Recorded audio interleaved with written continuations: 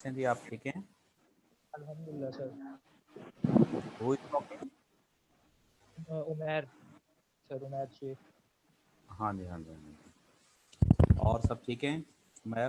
जी sir, अल्हम्दुलिल्लाह। अरे course ये समझ आती है उमैर? जी सर, बिल्कुल। अच्छा, तो क्लास बेहतर है या ये यहाँ बेहतर है? सर, असल में यहाँ हमारी एक्टिविटी जो है ना अनलिमिटेड होती हैं, तो कोई रिस्ट्रिक्शन नहीं होती। बाकी सब हम्म, चीज़ ओके है।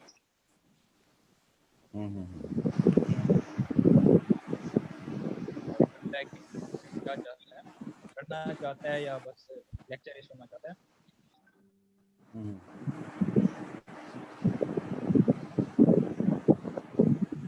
तो अभी कितने कोई अ, कितने लोग ज्वाइन? तीन लोग अभी ज्वाइन है। उमैर, अजीम अजीम ज्वाइन कर चुके हैं आप लोग।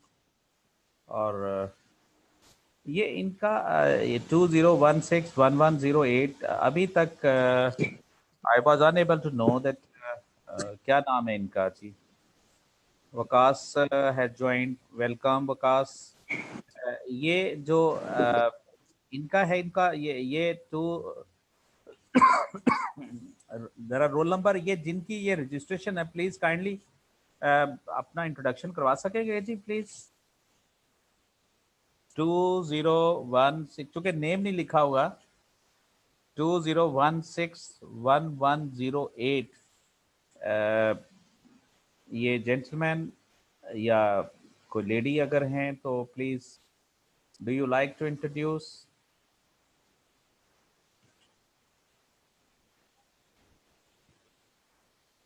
क्यों जी, प्लीज। अजीम आप कैसे हो भाई? अजीम आप कैसे हैं?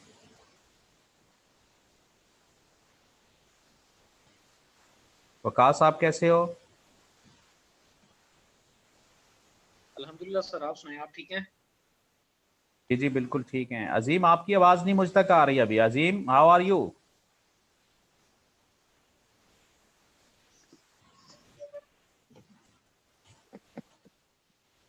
अजीम प्लीज। चलें जी, ओके। अभी अभी ये आप लोगों को भी डिस्प्ले हो रहा है जी अपना ये वकास, ये रोल नंबर जो है ये वाला 20161108 आपको? सर, मुझे सिर्फ आपकी स्क्रीन नजर आ रही है, इसके अलावा कुछ अच्छा अच्छा सर, अच्छा। क्योंकि आपने स्क्रीन शेयर की हुई है ना, इस वजह से तो स्क्रीन की एक्सेस आ रही है सर। ये साहब कोई बोल नहीं रहा है, लेकिन they are attending my class. 20161108। May I talk to that gentleman? May I talk to that person?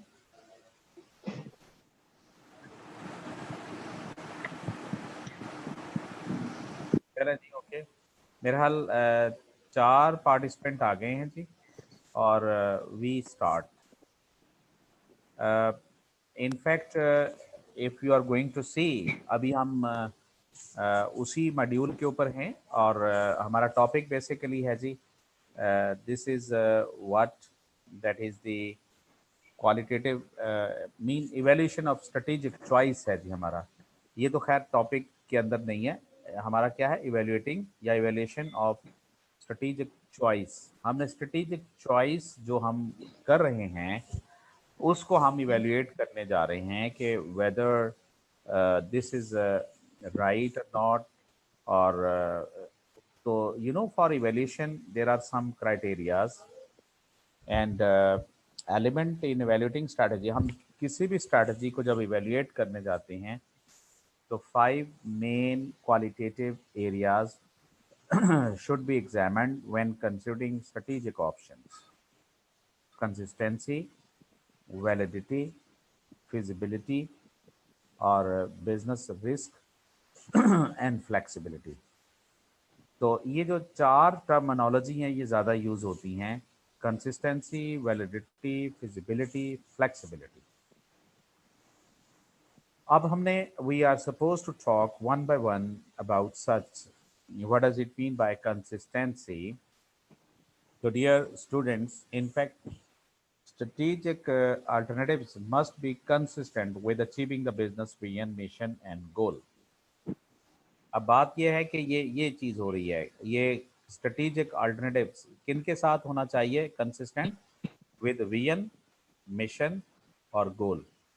Any option that is not can be eliminated. However, if all the options are not consistent, either the wrong options are being considered or vision, mission and goal are not achievable. तो my dear, बात यह है कि अब आप जो काम भी करने जा रहे हैं, अगर वो काम, मैं फॉर एग्जांपल कि अगर आप अपनी सेल को बढ़ाने जा रहे हैं, आप अपनी मार्केट को डेवलप करते हो, आप प्रोडक्ट को डेवलप करते हो, आप डाइवर्सिफाई करने, और अगर ये डाइवर्सिफिकेशन आपके मिशन विजन के मुताबिक है, तो माय डियर इस आपकी स्ट्रेटजी में क्या चीज़ पाई जाती है? स्ट्रेटेजिक ऑप्शन में कंसिस्टेंसी। मेरा ख्याल है अगर कोई प्रॉब्लम है तो बात करें, तो otherwise we are moving to. जी जी, ये क्लियर होगी जी बात? एक्सक्यूज मी, अजीम आप बताइएगा प्लीज बेटा जी।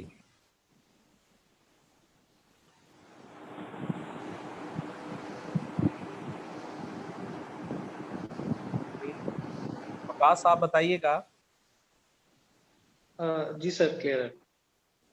अजीम आप बताइएगा।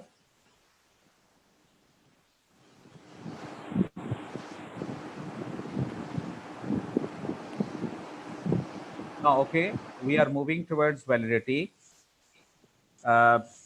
वैसे वैलिडिटी का मतलब ये होता है कि किसी चीज का राइट होना, करेक्ट होना।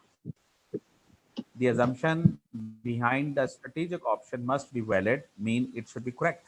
These assumptions may include the future business environment, the competition, customer, and supplier, and how they will react to alternative strategies. A strategic option that involve lowering prices but does not recognize the possibility that competitor may lower their prices may not be valid. अच्छा आप देखिए, वो कहता है जी जो strategic option है उसमें आप लोअरिंग प्राइसेस करना चाहते हैं, लेकिन आपके प्राइसेस के लोअर करने से अगर आपने ये रिकग्नाइज नहीं किया कि आपका कंपेटिटर भी प्राइसेस को लोअर कर सकता है, तो फिर ये आपका अजम्पशन वैलिड नहीं है। ठीक है, तो वैलिड का मतलब है कि जो भी अजम्पशन आप लेने जा रहे हैं, जो चीज करने जा रहे हैं, वो क्या होनी चाहिए? वो उसमें जो आप अज्यूम करते हैं, मतलब फर्ज करें कि मैंने कहा कि मैं एक ये टेक्निक इस्तेमाल करने जा रहा हूँ और इस टेक्निक के इस्तेमाल करने से स्टूडेंट के अंदर इन्वॉल्वमेंट ज़्यादा बढ़ेगी, और पता चला जी कि वो अगर मैंने ये अजम्पशन जो काम करने जा रहा हूँ अगर उसमें वो वाला अजम्पशन मैंने नहीं लिया, तो फिर इसका मतलब मेरी जो स्ट्रैटेजी है या जो मैंने ऑप्शन को चूज किया है वो वैलिड नहीं है। Clear? This is what feasibility. A strategy may, in theory, be capable of delivering the business vision, mission, and goal. But in practice, it must also be feasible one. In other words, the business must have or be capable of acquiring the assets, experience, culture, and skill to carry it out. देखिए बात है, आप एक काम करना चाहते हैं, उस काम को डेवलप करना है, तो उसके लिए आपके पास ह्यूमन कैपिटल चाहिए, रिसोर्सेज चाहिए, एसेट चाहिए, एक्सपीरियंस चाहिए। अब फर्ज करें कि आप वो कहते तो हो, लेकिन उसके लिए हमारे पास human capital is not available, finance is not available, तो फिर इसका मतलब है कि जो आप सोच रहे हो वो आपकी फिजिबल नहीं है। फिजिबिलिटी का मतलब है कि जो काम आपने करना है, जो आपकी मिशन विजन है, उसको आप प्रैक्टिकली आप इम्प्लीमेंट भी कर सकते हो। अगर वो प्रैक्टिकल इम्प्लीमेंटेशन हो सकती है तो उसमें फिजिबिलिटी पाई जाती है, और अगर वो नहीं हो सकता तो वो फिजिबिलिटी नहीं है। Clear? Now this is what business risk. My dear, business risk को हम पहले भी many time that we have discuss, और बेसिकली रिस्क तो वैसे चांस ऑफ वेरिएशंस को कहते हैं, डेविएशन को कहते हैं फ्रॉम द एक्सपेक्टेड आउटकम। और बिजनेस रिस्क क्या होता है कि जो आप एक काम कारोबार करने जा रहे हैं, that business may not be able to achieve the target and it may remain fail. वो जो फेलियर के उसमें चांसेस हैं उसको हम कहते हैं बिजनेस रिस्क। अच्छा, अब देखिए, return on investment is related to risk and all strategic option carry some form of risk. देखिए, all strategic option carry some form of risk का मतलब है कि आप जितनी भी दुनिया में कोई ऑप्शन लेने जाओगे उन सब के अंदर कुछ ना कुछ रिस्क होता है। They should also include ways of minimising the potential risk. The evaluation should aim to determine whether the residual risk of strategic option is at level commensurate with the anticipated return। का मतलब है कि जो आप risk option ले रहे हैं वो commensurate का मतलब है कि वो उसको श्योर करे, कंपनसेट करे कि अगर आपने रिस्क ज़्यादा लिया है तो उसकी वजह से हमें फ्यूचर में आप एंटिसिपेट कर रहे हो कि हमें उससे रिटर्न भी ज़्यादा मिलना चाहिए। और ये नॉर्मली जो हमारा रूल होता है कि जितना रिस्क आप ज़्यादा आप इन्वॉल्व होते हैं उसमें रिटर्न ज़्यादा होते हैं। लेकिन अगर आप रिस्क ज़्यादा ले रहे हो और उसका एंटिसिपेटेड रिटर्न कम है तो फिर इसका मतलब है कि आपकी वो जो स्ट्रेटेजिक चॉइस ऑप्शंस की इवैल्यूएशन है वो प्रॉपर नहीं है। जी my dear, this is what flexibility. So a strategy must have enough flexibility to work if circumstances change, if it can be broken down into a series of options that can be chosen depending on circumstances.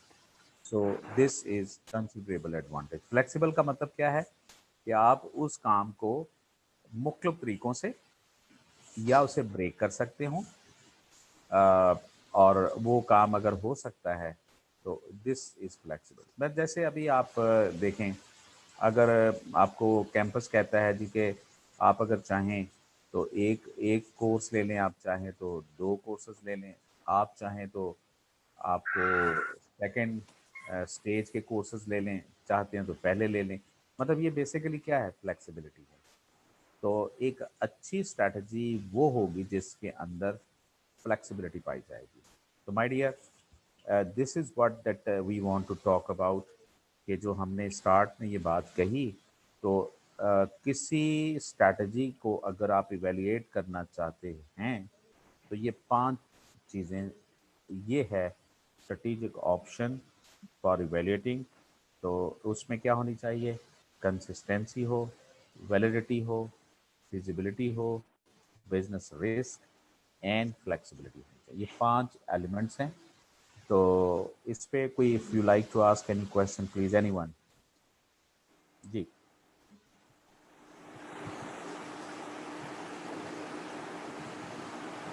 Please, है any question?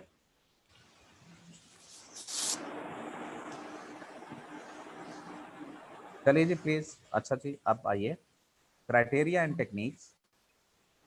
अच्छा, अब सवाल है कि हम जब भी कोई काम करते हैं, कोई क्राइटेरिया टेक्निक यूज़ हो करते हैं, तो criteria and techniques that can be use to evaluate possible strategic option, ये वो हैं, नंबर 1 कह लें, या how strategies develop in organisations, the processes that may give rise to intended strategies or to emergent strategies. I remember, मैंने आप लोगों को पहले ये बात बताई जा चुकी है कि क्राइटेरिया एंड टेक्निक्स में हमने जब प्रोसेसेस, ये जब स्ट्रैटेजीज डेवलप करते हैं तो processes that may give rise to intended strategies और टू एमरजेंट स्ट्रैटेजीज। अब मिस्टर वकास आप बताएंगे कि ये दोनों कौन सी स्ट्रैटेजीज हैं, इंटेंडेड और एमरजेंट स्ट्रैटेजीज?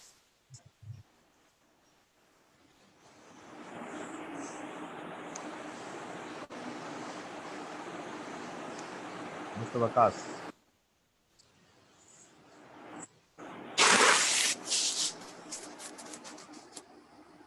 जी जी प्लीज, आवाज आवाज नहीं, आज आज आप लोग बोल नहीं रहे कुछ।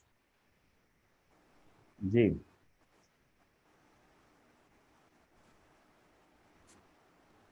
अजीम, आप मुझे सुन रहे हैं?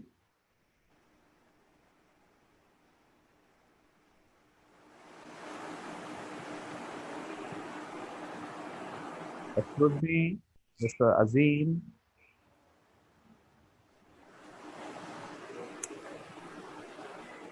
अच्छा जी, प्लीज नाउ देखिए, एक्चुअली इंटेंडेड इंटेंडेड स्ट्रैटेजीज वो होती हैं जो आप एक्सपेक्ट करते हैं कि मैं ये काम करना चाहता हूँ, और एमरजेंट स्ट्रैटेजीज वो स्ट्रैटेजीज जो ड्यू टू सम कॉन्टिजेंसी, कुछ चेंज आने की वजह से फिर वक्ती तौर पे हम उस टाइम के ऊपर, क्योंकि सब की सब वो चीज़ रैशनल मॉडल की तरह अचीव नहीं होती, तो जो टाइम के चेंज होने से वो स्ट्रैटेजीज जो अनअटेंडेड होती हैं, फिर हम उनके लिए जो स्ट्रैटेजीज बनाते हैं अकॉर्डिंग टू द सिचुएशन, वो हमारी एमरजेंसी स्ट्रैटेजीज होती हैं। नेक्स्ट है the way in which organisation structure and system of control are important in organizing for strategic success। ये क्राइटेरिया होना चाहिए। और the leadership and management of strategic change, ये ज़रूरी है। And who strategist are and what they do in practice, ये हैं वो हमारे पास कुछ चीज़ें। इसी पर्सपेक्टिव में अगर आप देखें कि जो success criteria for evaluating strategies, ये माय डियर, ये तीन चीज़ें जो हम बात कर रहे थे एक और एस्पेक्ट्स में, वो है suitability, acceptability and feasibility. Now what is suitability? Whether strategy address the key issue relating to opportunities and constraints an organization faces। देखिए, बात है कि अगर सूटेबिलिटी ये होती है कि अगर आप कोई जो स्ट्रैटेजी ऑप्ट करने जा रहे हैं उसमें इश्यूज हैं, वो आपकी अपॉर्चुनिटीज और कॉन्स्ट्रेंट्स को एड्रेस करें, और उनको कंसिडर करते हुए अगर वो अपॉर्चुनिटीज मार्केट में अवेलेबल हैं और तब आप उसको कर रहे हैं, तो ये इसका मतलब है कि आपकी स्ट्रैटेजी की वैल्यूएशन में सूटेबिलिटी पाई जाती है। लिहाजा जब भी स्ट्रैटेजीज आप अडॉप्ट करने जाओगे, उनमें सूटेबिलिटी का कॉन्सेप्ट होना चाहिए।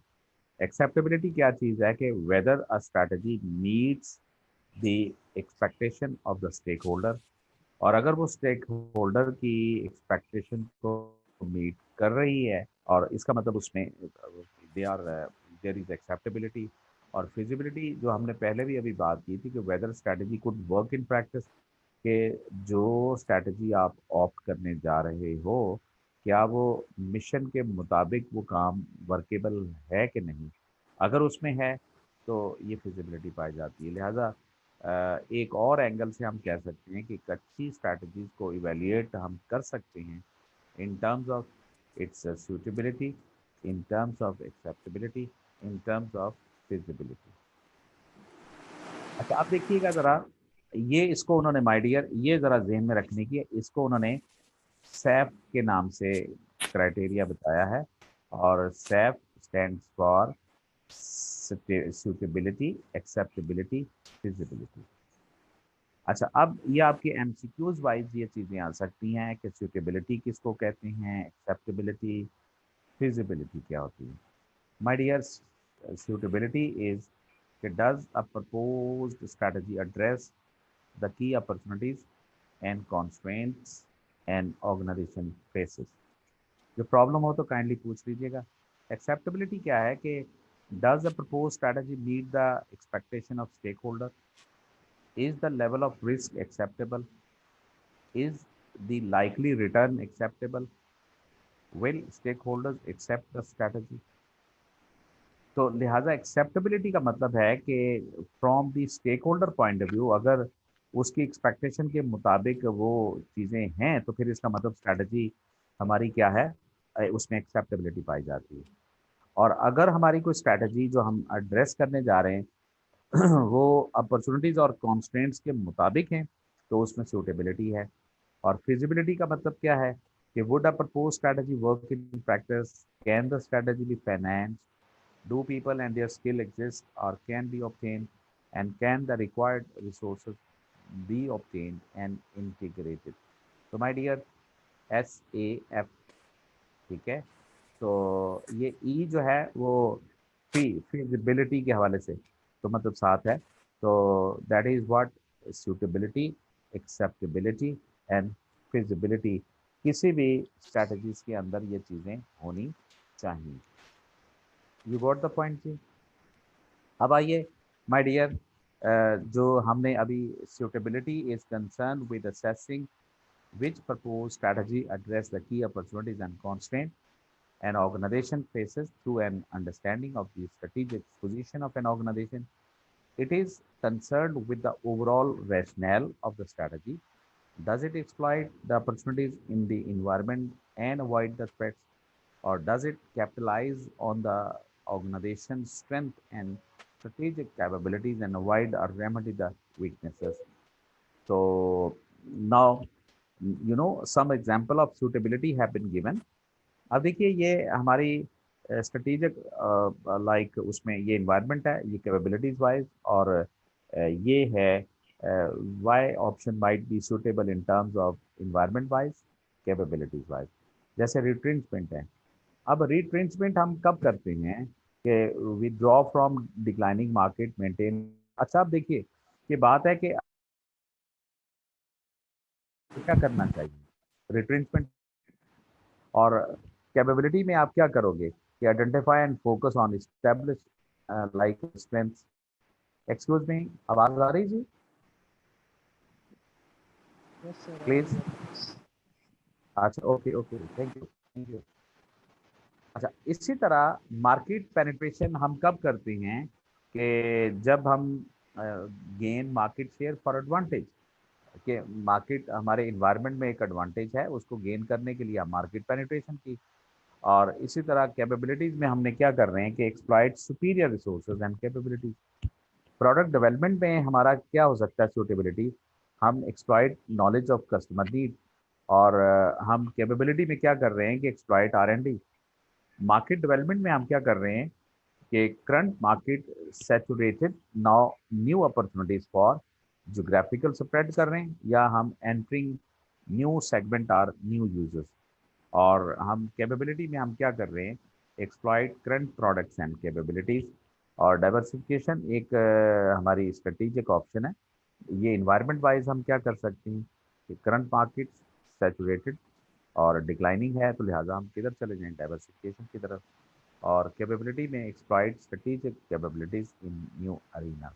So my dear, this is the example that we have given with respect to suitability. Keep in mind, suitability क्या चीज़ है कि ऐसी स्ट्रैटेजी जो हम बना रहे हैं वो हमारी अपॉर्चुनिटीज़ और कॉन्स्टेंट्स के मुताबिक होनी चाहिए। तो लिहाजा हमने कोशिश की है कि suitability को बताने की कोशिश की with respect to environment and with respect to capabilities, कि जब retrenchment, जब market penetration, market product development और डाइवर्सिफिकेशन की सिचुएशन हो। हाँ जी, कोई इस पे क्वेश्चन जी?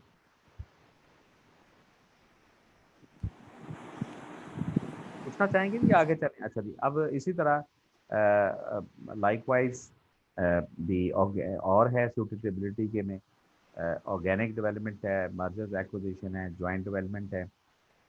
अजीम, ये बताएंगे ऑर्गेनिक डेवलपमेंट क्या होती है? Mister Azeem, gentleman, what is organic development? Umer, आप बताइएगा बेटा।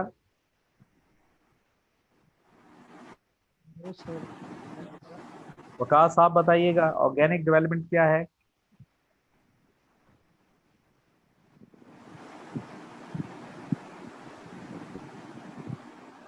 Excuse me,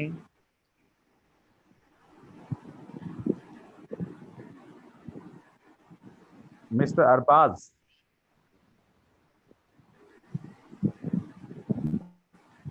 Arbaz, do you like to speak? Waqas, do you like to speak?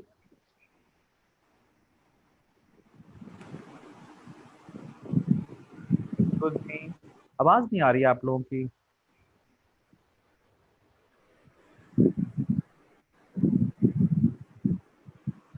अभी हम लास्ट टाइम बात कर रहे थे ऑर्गेनिक डेवलपमेंट, और ऑर्गेनिक हमेशा होती है नेचुरल डेवलपमेंट, और नेचुरल मीन इंटरनल डेवलपमेंट। जब कंपनी अपने ऑपरेशंस को, साइज को, कैपेसिटी को इंटरनली बढ़ाती है, ग्रो करती है, तो अपने प्रोडक्शंस को, सिस्टम को इन्हेंस करती है, माय डियर, उसको हम ऑर्गेनिक डेवलपमेंट कहते हैं। और मर्जर्स और जो एक्विजिशन के ज़रिए से जो डेवलपमेंट दी जाती है उसको हम एक्सटर्नल कहते हैं। ये जॉइंट डेवलपमेंट, ये सारी एक्सटर्नल है दोनों, ये कौन सी है? इंटरनल है। एनी हाउ, ऑर्गेनिक डेवलपमेंट हम कब करेंगे? सूटेबिलिटी वाइज, कि partner or acquisition not available और नॉट सूटेबल। ठीक है, क्योंकि हमारे पास जब कोई पार्टनर या तो अवेलेबल नहीं है, और या उनकी एक्विजिशन हम नहीं कर सकते, तो लिहाजा जाहिर बात है फिर हम क्या करेंगे? ऑर्गेनिक डेवलपमेंट की तरफ जाएंगे। कैपेबिलिटी में हम क्या करेंगे कि building on own capabilities, learning and competence development. तो हम अपनी कैपेबिलिटीज़ को जो अपनी ज़ाती तौर पे खुद ही डेवलप करेंगे, तो ये हमारी क्या बन गई? कैपेबिलिटी। मर्जर्स और एक्विजिशन हम कब करते हैं? सुटेबिलिटी, जो सूटेबिलिटी कहती है कि speed, supply, demand, price earning ratios, और इसी तरह कैपेबिलिटी में एक्वायरिंग कैपेबिलिटीज, तो scale of economies.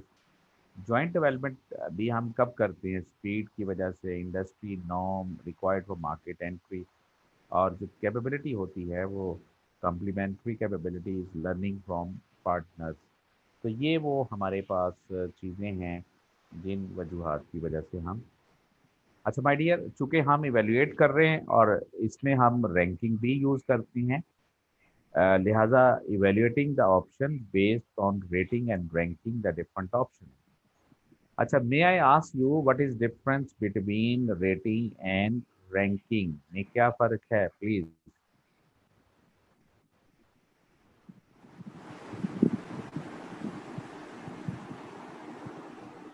Ji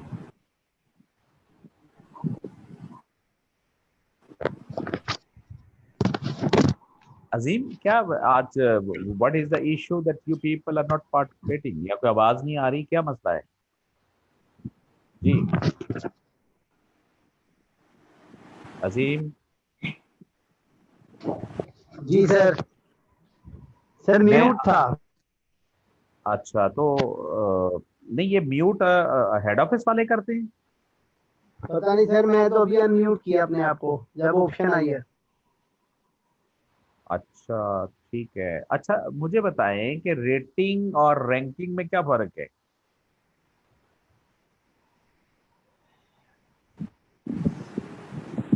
sir no idea. जी वकास।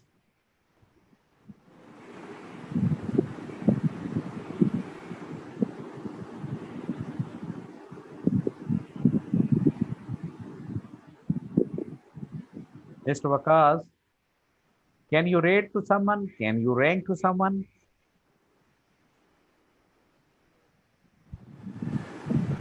चलें अजीम, आप बताओ, आप ये कर सकते हो? किसी को रेटिंग, और मैं कहूँ कि रैंकिंग करना है, रेट करना है, कैसे करोगे?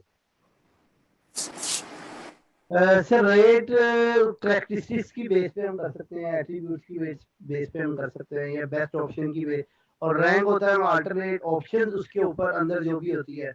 मतलब मैं जहाँ तक समझा हूँ, चाहे हो सकता है मैं गलत हूँ, अगर मेरे पास 3 ऑप्शन है ए बी एंड सी, तो उसमें से जो मैं रैंक करूंगा उनकी उन ऑप्शंस को प्रायोरिटी बेस पे, या जो वैल्यूएबल होगी वो रैंक होगी, और उसके अंदर जो उसकी ए की अपनी एट्रीब्यूट्स होंगी, बी की वो उसको मैं उस हिसाब से रेट करूंगा।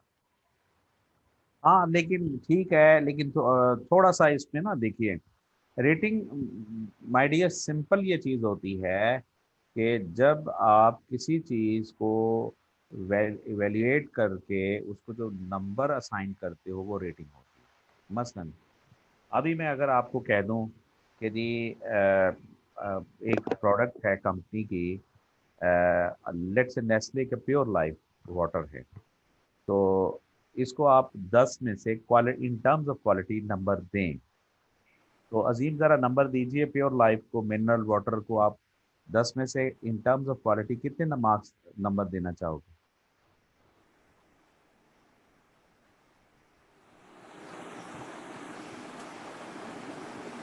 प्लीज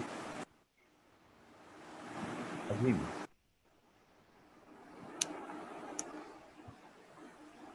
बेटा ये कितने नंबर देना चाहोगे? सर 8 8। तो अजीम आपने ये रेटिंग की है, बस simple, you have rated, you have determine the quality. आपके नज़दीक 80% जो क्वालिटी वो दे रही है जो आप चाहते हैं, you have rated 80%, you have rated eight 80%। अच्छा, अगर मैं आपको ये बात कह दूं कि जी आपने रैंक्स करना है, तो मुझे बताइए, प्योर लाइफ, एक्वाफिना, दुसानी और ब्लू, ये मिनरल वाटर 4 ब्रांड्स हैं। इसको ज़रा रेट करो, रैंकिंग करो, नंबर 1 कौन सी है, नंबर 2 कौन सी है, नंबर 3, नंबर 4 कौन सी है? जी सर। वो मैंने नाम दोबारा बता दें, मैंने सुने नहीं है, प्योर मतलब प्योर मुझे लाइफ, क्लियर नहीं हुए। नेस्ले का प्योर लाइफ, वो हाँ जी, मिनरल नेस्ले वाटर, है, सूफी है और एक्वाफिना है, जी, और एक्वा है। चलो सूफी है, और ब्लू है। बिल्कुल सर, नेस्ले पहले नंबर पे, फिर एक्वाफिना दूसरे और सूफी थर्ड पे। तो बेटा जी ये मेरे आपने रैंक की है, क्लियर? जी सर। और इसका मतलब जो हमेशा, मेरे एग्जांपल थी कुछ हद तक ठीक थी। हाँ हाँ बिल्कुल, मैं सिर्फ उसमें क्लैरिटी चाह रहा हूँ, बाकी वो काफ़ी हद तक ठीक थी।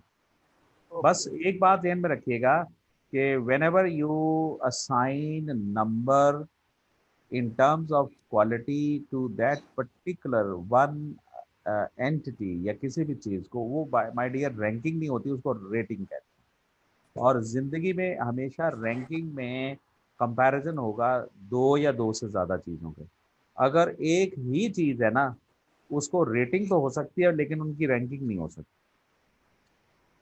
Clear? Sir. Okay, so strategic options are evaluated against specific criteria, scores and given, and the best option is selected. देखा, scores are given, हम पहले स्कोर देंगे, वो क्या है, वो रेटिंग है, और फिर उनमें से जो हम देखते हैं कि जी बेस्ट ऑप्शन। अभी यू आर सपोज टू सी, ये देखिए रैंकिंग हम ये हो रही है कि फर्ज करें मुख्तलिफ रैंकिंग ऑप्शन पर एस आर आर कंसल्टिंग में ये हमने रैंक करते हैं, की स्ट्रेटेजिक फैक्टर्स हैं, और उनको हम देख रहे हैं कि ये देखें 1 2 3 4 5, ये पहले नंबर पे कौन सी है, दूसरे पे कौन सी है, तीसरे पे कौन सी है। तो ये आप क्या कर रहे हैं उनके बारे में, ranking is being used like. अगर मैं इसी को अगर मैं कह दूं जी कि आप इनमें से स्ट्रेटेजिक ऑप्शन में से सबसे अच्छी ऑप्शन आपके नज़दीक कौन सी है, तो अगर आप इन्हीं को नंबर अगर दे दें कि ये पहले पे है, ये दूसरे पे है, ये तीसरे पे है, ये चौथे पे है, ये पांचवें पे है, तो ये आपने पहले रेट किया और फिर आपने इनको रैंक किया। क्लियर? हम सिनेरियोज भी बिल्ड कर सकते हैं my dear for the evaluating strategies.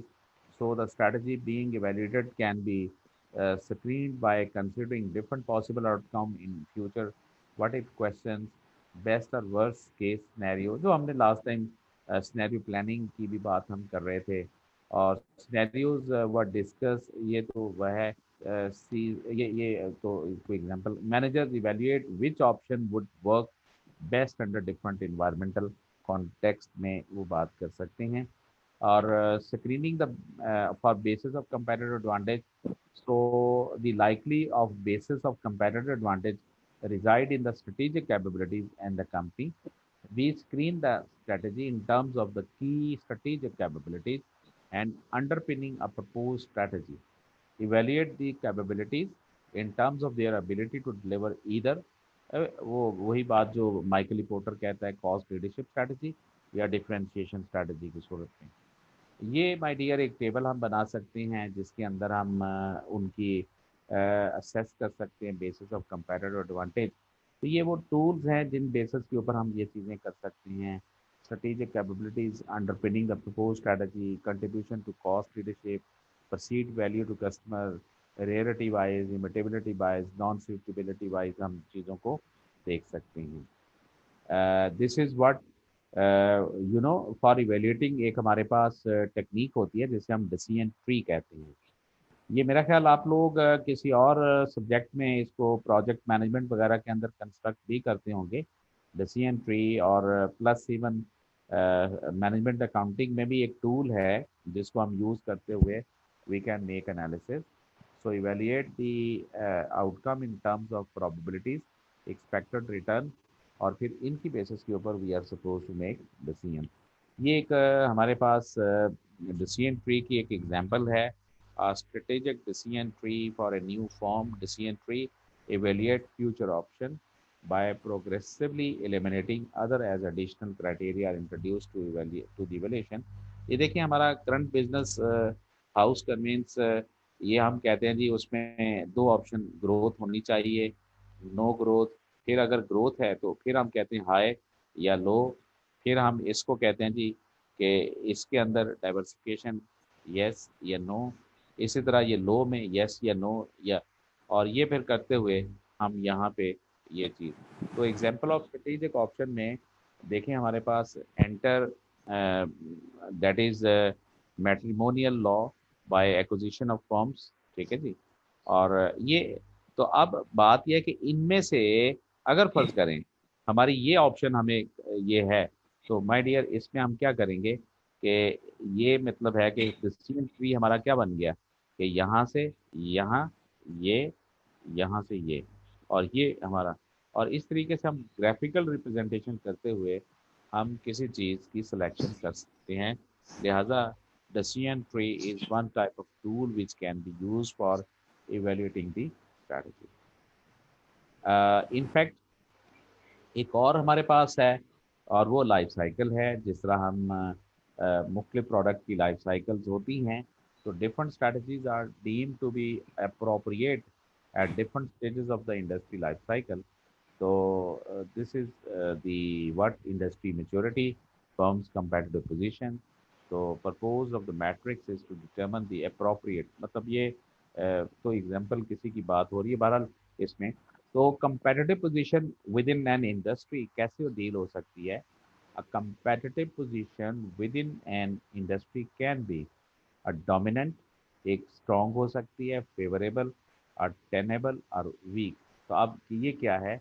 A dominant position which is rare in the private sector unless there is a quasi monopoly position.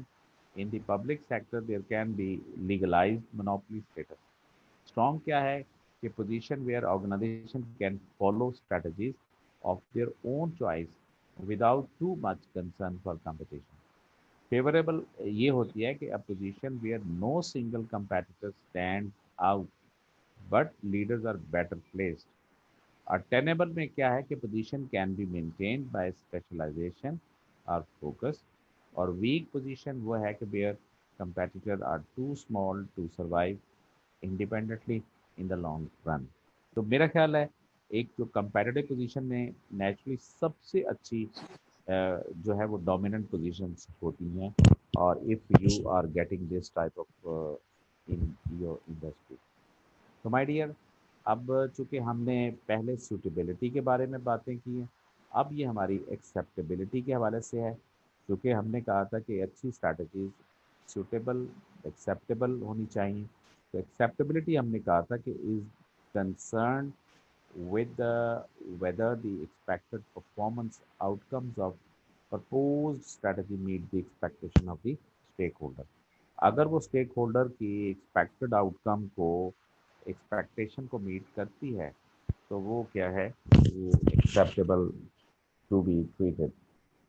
Now you know acceptability, there are three key aspects of acceptability। Three R's is the risk, return and reaction of the stakeholder। कि जब हम acceptability को determine करना है तो तीन चीज़ें कि हम how much risk is there, how much return is there, और जो हम करने जा रहे हैं उसमें हमारे स्टेक होल्डर्स का रिएक्शन क्या हो सकता है, दिस टू बी टेकन। और रिस्क जब हम लेते हैं तो उसको मैयर करने के लिए my dear risk concern the extent to which the outcome of the strategy can be predicted. So risk can be assessed using हम sensitivity analysis, financial ratio, gearing and liquidity ratio and break even analysis. अच्छा, अब सवाल ये है कि sensitivity analysis को आप लोग क्या समझते हैं? अजीम बताएंगे थोड़ा सा, what is sensitivity analysis please.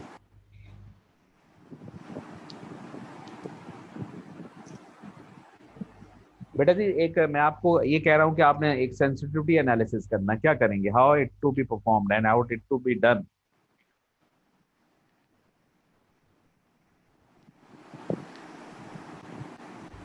जी Azeem, I am talking to you gentleman.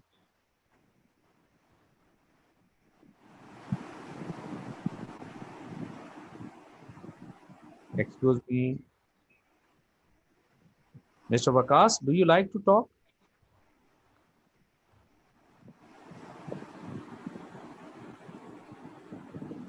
Mr. Vakas,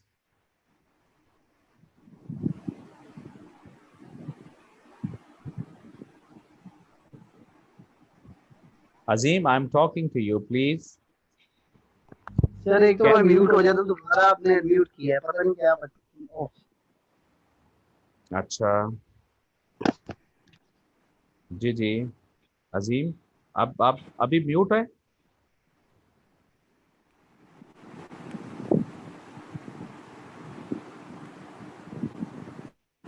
मेरे ख्याल से सर और स्टूडेंट्स भी जो है ना वो म्यूट हो जाते हैं, जिसकी वजह से ना वो फिर आप आंसर नहीं कर पाते। हम्म। अच्छा अजीम बताइएगा कि what is the sensitivity analysis कैसे करेंगे? सर सेंसिटिविटी एनालिसिस ये होता है कि हम वो फैक्टर्स देखते हैं जिससे हमारे प्रॉफिट पे या सेल्स पे उसका इम्पैक्ट पड़ रहा होता है। हम उसमें मुख्तलिफ एक चीज को चेंज करके इम्पैक्ट देखते हैं उसके ऊपर, हमारी प्रॉफिट या कैश फ्लो पे या सेल्स के ऊपर। फिर दूसरे फैक्टर को देखते हैं जिसकी सेंसिटिविटी ज्यादा होती है, इस लिहाज से हम मेजर करते हैं कि ये फैक्टर सबसे ज्यादा ठीक, हमें सेंसिटिव है। सेंसिटिविटी कैसे पता चलेगा भी ये सेंसिटिव ज्यादा है? इसका मतलब सर सेंसिटिविटी जिसकी का वजह से चेंज कंसर्न। इम्पैक्ट ज्यादा है, जिसकी वजह से हाँ चेंज जी, इम्पैक्ट ज्यादा है। एग्जैक्टली देखें, जितना किसी वेरिएबल के अंदर वेरिएशन ज्यादा नजर आएंगी, अ, वो सेंसिटिव उतना ही चीज होगी। ठीक है, ये असल चीज। एक चीज है जो प्राइसेस में चेंज, अगर एक डेली बेसिस के ऊपर प्राइसेस कभी ऊपर जा रही, कभी नीचे जा रही, कभी ऊपर जा रही, कभी नीचे जा रही हैं, तो सेंसिटिविटी एनालिसिस हमारा बताता है कि इसमें सेंसिटिविटी ज्यादा है। अच्छा, अब ये बताएंगे कि फाइनेंशियल रेशो में ये गियरिंग और लिक्विडिटी रेशो क्या है? गियरिंग रेशो क्या होती है? सर गियरिंग रेशियो बेसिकली होती है कि आपकी टोटल जो लायबिलिटी पार्ट में इक्विटी और डेट की रेशियो आप क्या है। ठीक है। जितना ज्यादा डेट होगा उतनी ज्यादा गियरिंग ज्यादा होगी। और लिक्विडिटी रेशियो ये होती है कि आपकी फाइनेंशियल जो पोजीशन है कैश के हवाले से वो कितनी अच्छी है। जितने ज्यादा आपके पास कैश कन्वर्टेबल एसेट्स ज्यादा होंगे उतनी आपकी लिक्विडिटी पोजीशन अच्छी होगी। अच्छा ये बताइए कि जब हम एसेट टेस्ट रेशो फाइंड करते हैं, what is the formula for computing the asset test ratio? Sir basically इसे क्विक रेशियो भी कहते हैं। इसमें से इन्वेंट्री माइनस कर देते हैं क्योंकि इन्वेंट्री इतनी जल्दी हमारी कैश में कन्वर्ट नहीं हो सकती। तो ओके, इसके अंदर हम कैश और रिसीवेबल्स सिर्फ लेके उससे हम फिर लायबिलिटी करंट लायबिलिटीज से डिवाइड करके हम निकाल देते हैं। इसको हम क्विक रेशो भी कहते हैं ना? जी sir. Fine, fine, good, good. Financial ratios में might be we use gearing, or gearing ratio mean that we just want to see the debt और इक्विटी का। अच्छा ये बताइएगा कि जब कंपनी में डेट बढ़ेगा तो रिस्क फैक्टर बढ़ेगा या कम होता है? सर अगर डेट बढ़ेगा तो आपका फाइनेंशियल रिस्क फैक्टर जो है ना वो बढ़ेगा। ऑपरेटिंग रिस्क है इतना ना बढ़े, लेकिन आपका फाइनेंशियल रिस्क बढ़ेगा क्योंकि हमारी कंपनी की एक इंटरेस्ट एक लायबिलिटी है जो पे करना है। अगर कंपनी में इतनी स्ट्रेंथ नहीं है तो वो हो सकता है इंस्टॉलमेंट की तरफ चली जाए, इंटरेस्ट पे ना कर सके और लोन की इंस्टॉलमेंट उसके ड्यू हो जाए जिससे वो अपनी लायबिलिटीज मीट ना कर सके। एक फाइनेंशियल रिस्क जो है ना क्रिएट होता है ज्यादा डेट करने की वजह से। अच्छा, अभी थोड़ा सा आप बताएंगे कि ये जो DOL और DFL की कंपटीशन हम जब करते हैं तो उसके पीछे पर्पस क्या है? सर उसके पीछे पर्पस यही होता है कि हमारा अगर फाइनेंशियल रिस्क बढ़ा है या तो नहीं, हमारा मैं उसका DOL की बात कर रहा हूँ। Why DOL is computed and DFL, इन दोनों में क्या फर्क है और किस लिए हम फाइंड करते हैं? सर डीओएल में तो हमारे बेसिकली फिक्स कॉस्ट ओवरहेड्स जो है उसको जितने वो ज्यादा होंगे उतना आपको ऑपरेशनल रिस्क ज्यादा होगा और वो अल्टीमेटली आपकी कंट्रीब्यूशन मार्जिन को इफेक्ट कर रहा होगा। और डीएफएल में जितना ज्यादा इंटरेस्ट आपका डेट ज्यादा होगा उस पर इंटरेस्ट ज्यादा होगा और अल्टीमेटली वो आपके ईपीएस को जो है ना वो इफेक्ट कर रहा होगा। डीएफएल नेट प्रॉफिट को इफेक्ट कर रहा होगा। तो दोनों को जब अगर आप मैं कंबाइन करेंगे फाइन फाइन अगर मैं कहूँ लिवरेज की डेफिनेशन क्या है तो क्या कहेंगे आप? सर लीवरेज को हम ऐसे कह सकते हैं कि percentage change in one variable या वन फैक्टर दैट इफेक्ट मोर मतलब 1 रुपए का चेंज अगर एक चीज में है तो उससे ज्यादा किसी चीज में तब्दीली लेके आए तो उसे लीवरेज कह सकते हैं। जिसमें लीवर होता है, लीवर का काम होता है अप करना, थोड़ी सी एफर्ट से ज्यादा चेंज लाना। हाँ, लेकिन अजीम, थोड़ा सा इसको, बस बाकी सब ठीक चीज़ें ठीक थी। असल में वो ज़्यादा वाली बात कोई नहीं है, लेकिन सिर्फ ये है कि जब आप एक एंड पे एक रॉड को दबाते हो तो उसकी वजह से दूसरी साइड पे जितना भी इम्पैक्ट पड़ा, बहरहाल वो इधर दबाने से, बस इसको लीवरेज कहते हैं। अगर वो इम्पैक्ट यहाँ चेंज लाने से वहाँ ज़्यादा है तो ग्रेटर देन 1 हो जाएगा। जितना चेंज यहाँ आया उतना ही वो आगे आया, वो इक्वल टू 1 हो जाएगा। और जितना चेंज यहाँ है उसकी वजह से आगे उसका इम्पैक्ट कम है तो वो लेस देन 1। बट लीवर का मतलब ये होता है कि the change from one side to another side, एक जगह पे चेंज आने से उसका इम्पैक्ट दूसरी जगह कितना है माय डियर, ये क्या है? Leverage impact. Right sir. और वो ज़्यादा आना चाहिए ये नहीं है इसका इशू, इसको थोड़ा सा क्लियर कर लीजिएगा। हमने सिर्फ देखना है कि चेंज इन फिक्स कॉस्ट और उसकी वजह से हमारी ईबीआईटी में क्या फ़र्क आता है, और फाइनेंस लोन यूज़ करने से हमारी ईपीएस में क्या फ़र्क आता है, बस ये चीज़ हमने देखनी है। अच्छा, ये break even analysis my dear क्या हैं? सर ये बेसिकली बताता है कि हमारे सेल्स वॉल्यूम कितना हो कि company no profit no loss की पोजीशन पे स्टैंड करे। बाद बात हम इसमें मजीद भी हम चेक कर सकते हैं कि हो सकता है हमारी फिक्स कॉस्ट बढ़ जाए, प्रॉफिट की मतलब प्रॉफिट ऐड करके हम टारगेट सेल्स वॉल्यूम इससे निकालते हैं। ये ब्रेक इवन एनालिसिस डिफरेंट तरीकों से यूज होता है। नो प्रॉफिट एंड लॉस की सूरत में भी यूज करते हैं, कई टारगेट प्रॉफिट रख के देखते हैं कि हमारा सेल्स वॉल्यूम कितना हो सकता है, या सेल्स प्राइस पर यूनिट भी हम इससे कैलकुलेट करते हैं कि ठीक हो, कितनी हमारी वो इन पर यूनिट आएगी जिससे हमारा नो प्रॉफिट नो लॉस हमारे all variable and fix cost जो कवर हो जाए। Fine. Waqas, do you like to talk? ये बिल्कुल जो अभी बातें हुई हैं अजीम से, आप इसमें कोई आप बात करना चाहते हो?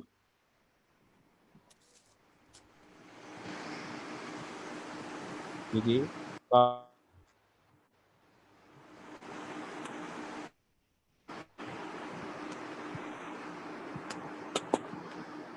चलिए जी, please, we are moving towards the next.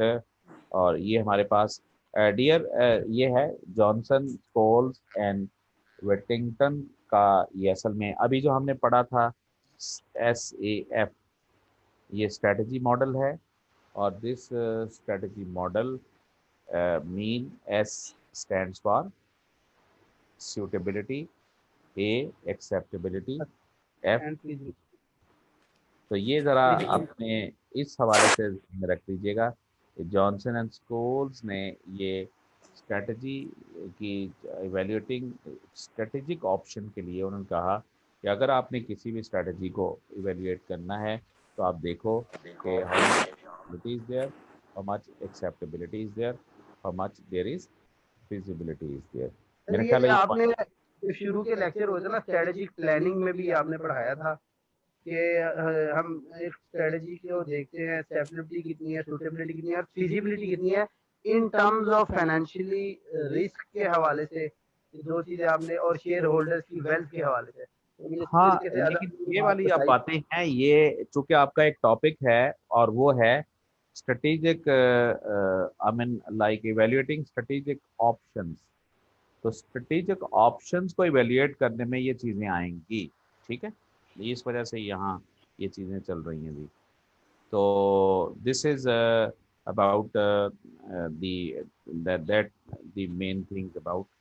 अच्छा, अब अगला हमारा टॉपिक, वो मैं स्लाइड्स नहीं बना सका था, वो अगर आप देखें अगर अपनी आउटलाइन पे, तो वो आपका स्ट्रेटेजिक मैनेजमेंट अकाउंटिंग है, डीएसएफ है, और फिजिबिलिटी आपकी जो स्टडी के हवाले के साथ है। सर अच्छा, वैसे अब भी ना माशाल्लाह मैं देख रहा था आपने कल का पढ़ाया, वो पूरा एक चैप्टर था, वो मैं बैठा रीड भी कर रहा था, तो वो काफी पेजेस है, वो 25-26 पेजेस बनते हैं, तो अच्छा, काफी है यानी मेरे ख्याल से। जी जी, मैंने कहा नहीं काफी अब, है सर, वीक पूरा बिजी रहेगा।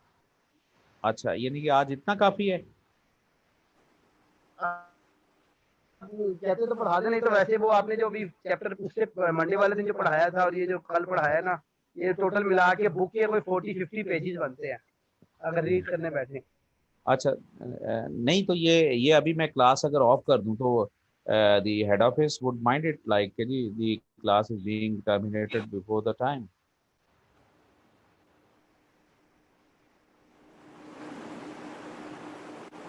लेकिन सर कैरी ऑन रखें, ग्रुप पे करा लीजिए। अच्छा अच्छा अच्छा, चले मुझे, हम ना ज़्यादा अभी एक दरमियान में, चूंकि अभी फाइनेंस की बातें भी हैं, तो स्ट्रेटेजिक मैनेजमेंट अकाउंटिंग के दरमियान एक डीसीएफ है, अगर आप आउटलाइन को देखेंगे, ये what is the DCF and why this is find and what is the basic rational behind DCF, क्या चीज़ है?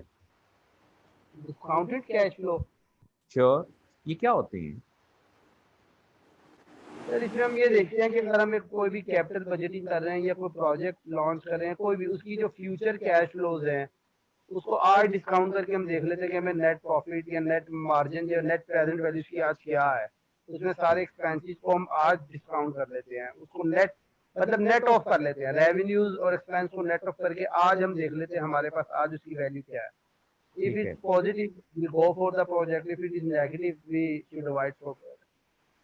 अच्छा अजीम, ये बताइएगा कि जो हमारा डिस्काउंटेड रेट है, वो हम कौन सा लेते हैं डिस्काउंटेड रेट, और उसका क्या क्राइटेरिया है?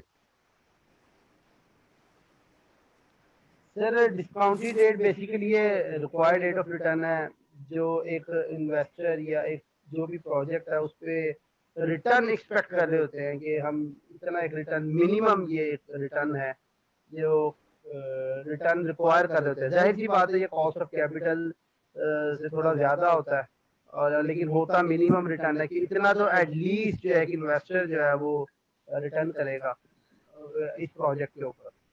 नहीं, इन्वेस्टर रिटर्न नहीं करेगा, इन्वेस्टर को हमने रिटर्न करना। अब हम मतलब इन्वेस्टर को रिटर्न मिलेगा जी जी, मिनिमम एटलीस्ट इतना, तो इस पे रिटर्न मिलना चाहिए, तो वो नहीं एटलीस्ट। मिनिमम भी नहीं कहना चाहिए, मीन के वो जो एक्सपेक्ट करता है। सर ऐसे भी कह सकते हैं, हाँ जी, एक्सपेक्ट करता है। हाँ हाँ हाँ, मतलब उसकी वजह यह है कि कंपनी मस्ट हैव टू पे that rate which is expected, क्योंकि अगर वो उससे कम पे करते हैं जो उसकी एक्सपेक्टेशन है, तो वो अपनी इन्वेस्टमेंट को विड्रॉ कर लेगा और किसी और साइड पे मूव कर सकता है। That's why I think the company must have to pay the. अच्छा, अब ये बताइए कि एक वकास साहब यहाँ हैं ऑनलाइन, आप हैं, मैं हूँ, हमारा जो डिस्काउंटेड रेट है वो वेरी कर सकता है आपस में?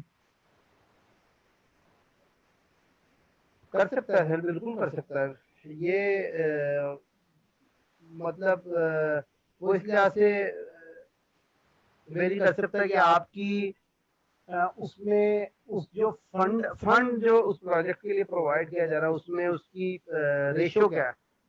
फॉर एग्जांपल अगर डेट रेशो ज्यादा है तो हो सकता है शेयर होल्डर ज्यादा डिमांड करें, वो वेरी हो जाएगा। और एक प्रोजेक्ट दूसरा है जिसमें डेट रेशो कम है फंड के हवाले से, तो हो सकता है उसमें वो कम डिमांड करे, रिस्क ही कम होगा वो, इसलिए से ये प्रोजेक्ट टू प्रोजेक्ट वेरी करता है। और पर्सन टू पर्सन भी वेरी कर सकता है। बिल्कुल सर, पर्सन टू पर्सन भी कर सकता है। मतलब अजीम का एक्सपेक्टेड रेट कुछ और है, अजीम की डिस्काउंटेड रेट कुछ और है, प्रेजेंट वैल्यू कुछ और है, वकास साहब का डिस्काउंटेड रेट कुछ और हो सकता है, जो कि उनकी एक्सपेक्टेशन डिफरेंट है।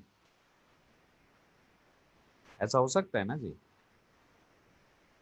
बिल्कुल हो सकता है, लेकिन सर मिनिमम जिस तरह फॉर एग्जांपल हमारे पास एक क्राइटेरिया है फाइबर प्लस प्रीमियम। अब मिनिमम अगर हम एक इन्वेस्टर इन्वेस्ट करेगा किसी बैंक में या कहीं भी, उसे एटलीस्ट उतना तो मिल ही जाएगा, तो वो फिर इससे ज्यादा एक्सपेक्ट कर रहा था ताकि मैं उस तरफ ऑप्शन पे ना जाए, तो मिनिमम तो हम सेट कर सकते हैं, लेकिन उससे ऊपर जो वेरी कर सकता है परसेंट। इसका मतलब असल में मैं पता क्या बताना चाह रहा हूँ, असल में जो डिस्काउंट रेट आपका जब आप करते हो ना, वो रेट हर इन्वेस्टर अपना डिफरेंट यूज़ कर सकता है, और दैट्स वाई, और उसके पीछे रैशनल क्या है कि आप रिस्क को कैसे लेते हो। मैंने रिस्क, उसी रिस्क को ज़्यादा समझता हूँ, मैं उसकी एक्सपेक्टेशन ज़्यादा रखता हूँ। मेरा डिस्काउंट रेट कुछ और हो सकता है, आपका डिस्काउंट रेट कुछ और हो सकता है। आपने उसी को जब डिस्काउंट करके प्रेजेंट वैल्यू में कन्वर्ट किया, आपकी वैल्यू और हो सकती है, मेरी वैल्यू और हो सकती है। तो लिहाजा ये था वो पॉइंट जिस वजह से मैं आपको ये क्वेश्चन कर रहा हूँ कि जो डिस्काउंटेड रेट है वो डिफरेंट हो सकता है। उसकी वजह ये है कि जब आप एक्सपेक्टेड रेट बनाते हो तो वो डिपेंड करता है कि आप उनमें जो कंपनसेशन ऑफ रिटर्न है रिस्क की, वो कितनी शामिल करते हो। मैं एक को कहता हूँ कि ये हाई रिस्क है, मैं उसकी रिटर्न ज़्यादा मांगता हूँ, और दूसरा बंदा उसको कहता है जी ये रिस्क मॉडरेट है, वो उसकी रिटर्न कुछ और मांगता है। दैट्स वाई उसका एक्सपेक्टेड रेट कुछ और हो सकता है और मेरा एक्सपेक्टेड रेट कुछ और हो सकता है। तो एनी हाउ DCF मेथड्स में हम डिस्काउंटेड कैश फ्लोज, हम फ्यूचर के फ्लोज को हम कन्वर्ट करते हैं इनटू प्रेजेंट वैल्यू में। लिहाजा हमारी वो जो कैपिटल बजटिंग टेक्निक्स हैं वो सारी की सारी नॉर्मली, जिसके अंदर हम पर्टिकुलरली प्रेजेंट वैल्यू और हम IRR वगैरह फाइंड करते हैं, ये सारी की सारी, और जो PI है प्रॉफिटेबिलिटी इंडेक्स, वो भी बेसिकली प्रेजेंट वैल्यू NPV ही की शक्ल है। तो असल में ये दो चीज़ें हैं जो हमें ये गाइड करती हैं with respect to like this one. अच्छा ये अजीम, ये मैनेजमेंट अकाउंटिंग क्या चीज़ है? Sir management accounting basically traditional accounting थी। फॉर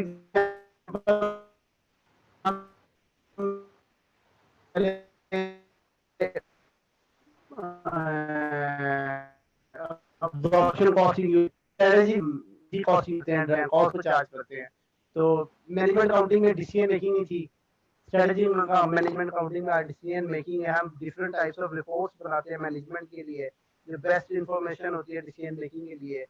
और मैनेजमेंट अकाउंटिंग जस्ट कॉस्ट मतलब कॉस्ट एलोकेशन थी कि कॉस्ट कितनी इनकर हो रही है, जबकि स्ट्रेटजी मैनेजमेंट अकाउंटिंग आज कॉस्ट बेनिफिट एनालिसिस करती है कि कौन सी वैल्यू एडिड एडिशन है कॉस्ट में एक्टिविटीज का, और कौन सी non value added addition activities का जिस वजह से कॉस्ट इनकर हो रही है।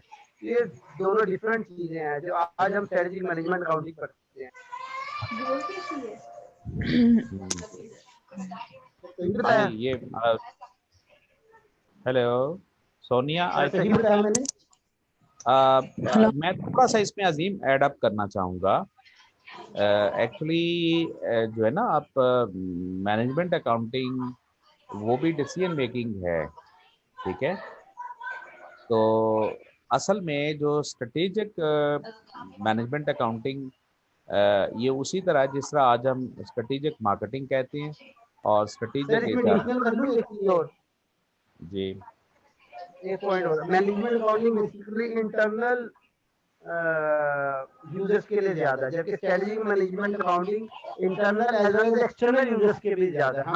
हम अपने कंपेटिटर्स का एनालिसिस इसके अंदर करते हैं, उनकी कॉस्ट क्या पड़ रही है, हमारी क्या पड़ रही है, इन्फॉर्मेशन गैदर करते हैं। जबकि मैनेजमेंट अकाउंटिंग में ऐसा हम बेटा देखिए मेरी बात सुनिए, सिर्फ इसको ना अगर आप ऐसा कह लें कि जब आप मैनेजमेंट अकाउंटिंग कहती हैं तो आप बगैर किसी कंपैटिटर को मद्देनजर रखते हुए कोई अपना इंटरनल डिसीजन मेकिंग करने जाएंगे तो वो आपकी मैनेजमेंट अकाउंटिंग।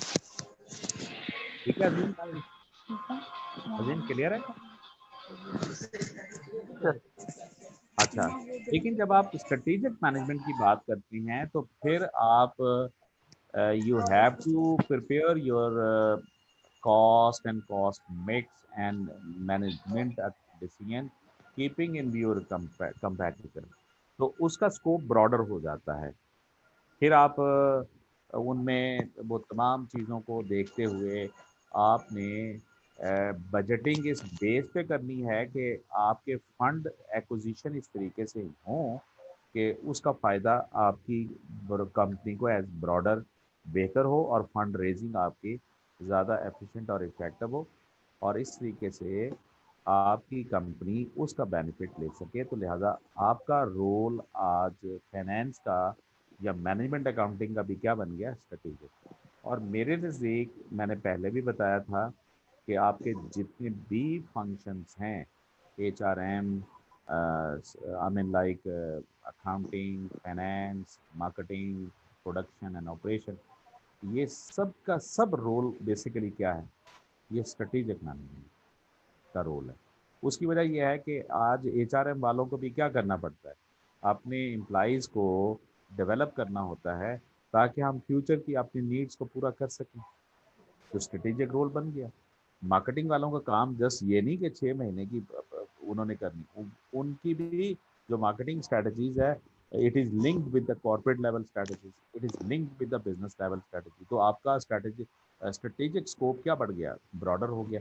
और जहां आपका स्ट्रेटेजिक स्कोप ब्रॉडर हो गया, keeping in view your competitor, तो माय डियर वो आपकी स्ट्रेटेजिक रोल बन गया और उसको हम क्या कह सकते हैं, स्ट्रेटेजिक मैनेजमेंट। अजीम क्लियर है? Right sir.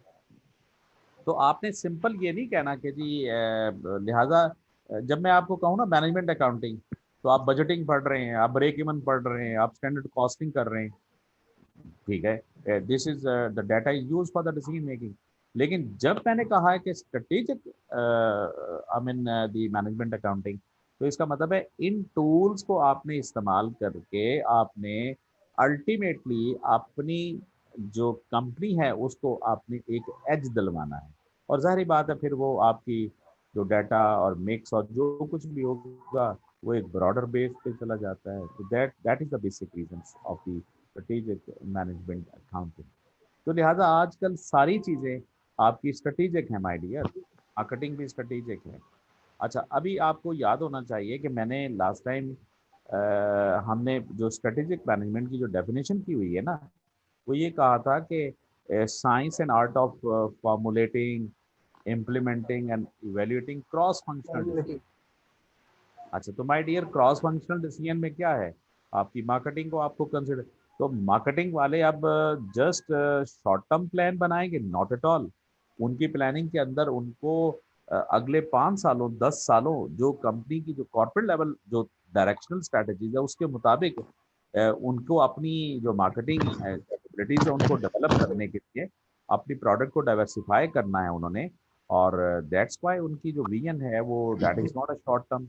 और जहां आप लॉन्ग टर्म में एंटर हो गए और आपने अपना एफर्ट्स कर दिए हैं in order to compete your competitor, तो माय डियर वो आपका वो सब्जेक्ट कौन सा बन गया, स्ट्रेटेजिक वन।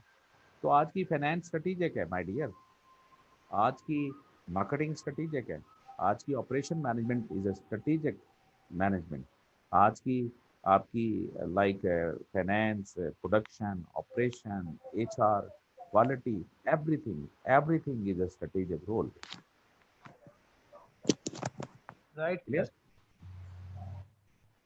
जी सर। अच्छा जी, मेरा ख्याल आज हम सोनिया बेटा, अब you have joined very late, do you like to talk? Sir आज आप कहाँ क्या थे? बोलूं सर, एक्चुअली आज थोड़ी मैं बीमार थी तो मुझे क्लास के टाइम का पता नहीं चला, तो अच्छा दैट्स व्हाई मैंने लेट साइन इन किया। अच्छा अच्छा। चलें आप फिर इसको ये मैं अभी वैसे स्लाइड में शेयर नहीं मेरा हाल कर सका, मैं अभी ये आप लोगों को स्लाइड शेयर कर देता हूँ। और अच्छा अजीम, अब for the rest of time you are here, 4 लोग हैं, एक एहसन हाशमी साहब भी अभी ज्वाइन किया है। मैं चाहूँगा कि for this time if you people have some sort of question तो प्लीज़ आप आज कोई बाकी सवाल कर लें कुछ।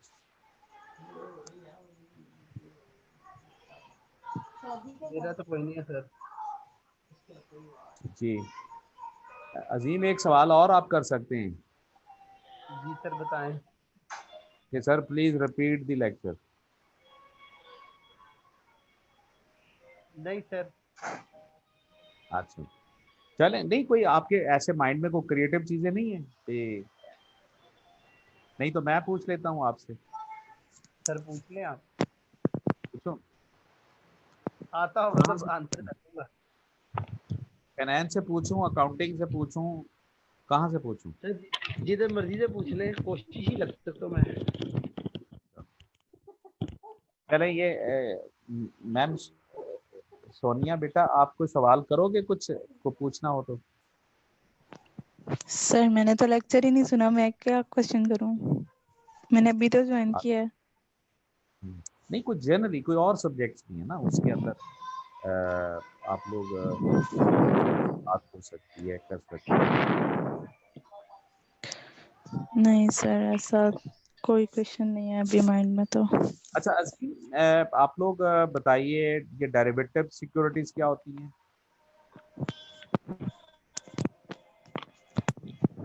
डेरिवेटिव सिक्योरिटीज सर यही हेज पहले भी एक दफा अकाउंटिंग बात की। में, अभी अभी सर अभी हेज थोड़ी अकाउंटिंग में होती है। एक मिनट थोड़ा सा ठहरिएगा, पहले हम अजीम से पूछते हैं। जी बेटा।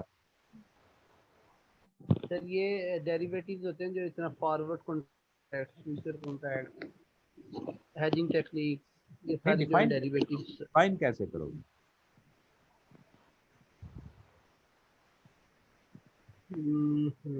फाइन।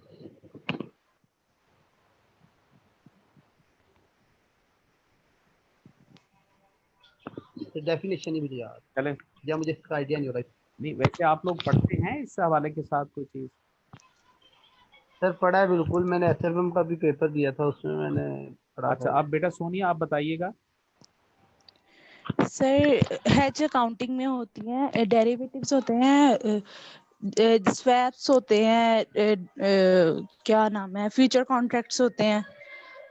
तो ये तो बेटा आप मतलब एग्जाम्पल कुछ मुझे बता रहे हैं, मैं तो पूछ रहा हूँ जी कि ये तो आप एग्जाम्पल मुझे दे रहे हैं सर, ना, मैंने तो फाइनेंशियल इंस्ट्रूमेंट्स होते हैं बेसिकली, ये होते हैं मैंने तो बेटा फाइनेंशियल ये पूछा इंस्ट्रूमेंट्स है होते कि हैं। Derivative securities how to define and how you to explain to someone like what's your topic, this is future contract like sir derivatives financial instruments होते हैं।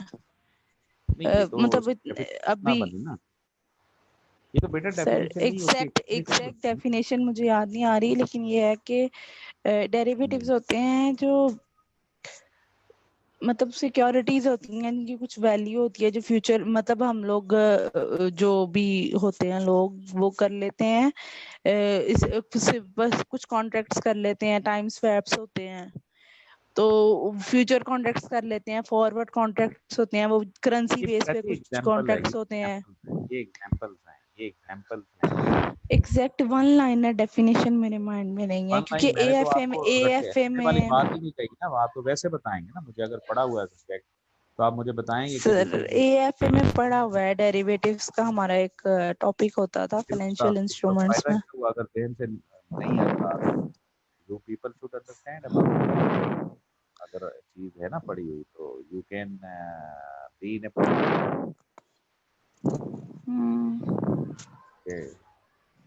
सर एक देखिए बार पहले आपने हमारी इस टॉपिक पे बात हुई थी इसी क्लास में, तब मेरे माइंड में बिल्कुल था सब कुछ, लेकिन अभी इस वक्त तो बिल्कुल देखिए ऐसा एग्जैक्ट कहते डेफिनेशन नहीं हैं आ रहा। डेरिवेटिव देखें। अजीम आप सुन रहे हो बेटा? हम्म। अजीम अजीम अजीम सुन रहे हो? देखें ऐसा है कि हम डेरिवेटिव्स सिक्योरिटीज कहते हैं कि सच security whose values are based on some other underlying security. Yes, Sonia? Exactly, yes sir.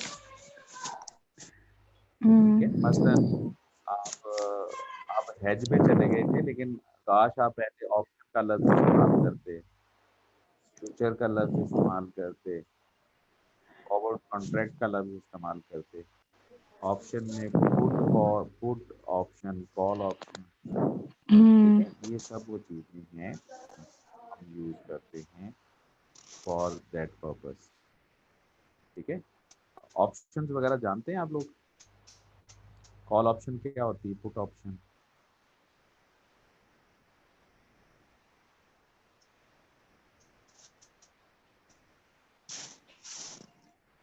जी कर देते हैं, शेयर्स की कॉल होती है। जी,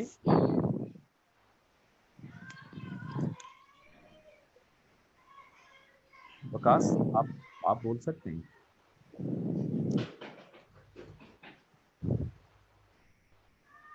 वकास,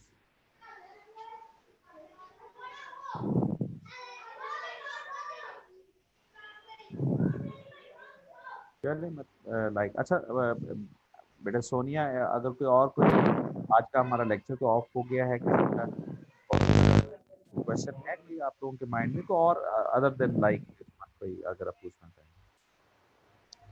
सर मेरे माइंड में कोई क्वेश्चंस नहीं है। चलिए फिर ठीक है, फिर मेरा ख्याल है आज हम यहीं पे वाइंड अप कर लेते हैं। ठीक है, इंशाल्लाह next will be to start our next topic, और ये मैं शेयर अभी मैं कर देता हूँ। Okay sir. ओके जी, सो नाइस, थैंक यू, खुदा हाफिज़।